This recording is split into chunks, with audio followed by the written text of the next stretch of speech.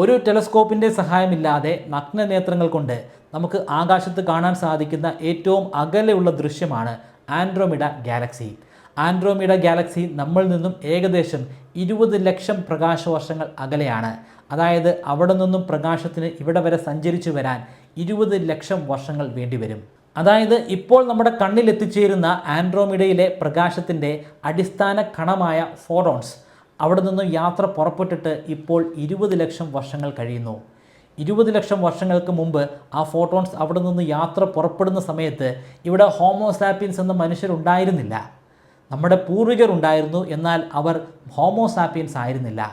അതായത് ഹോമോസാപ്പിയൻസ് ആയ നമ്മുടെ ഈ വർഗം ഇവിടെ ഉണ്ടാകുന്നതിനും ലക്ഷക്കണക്കിന് വർഷങ്ങൾക്ക് മുമ്പാണ് ആ പ്രകാശം അവിടെ നിന്നും യാത്ര പുറപ്പെട്ടത്. എത്രമാത്രം വിചിത്രമാണ് ഈ പ്രപഞ്ചം. ആകാശത്ത് നമ്മൾ കാണുന്നതൊന്നും ഇപ്പോൾ നടന്നുകൊണ്ടിരിക്കുന്ന കാര്യങ്ങളല്ല.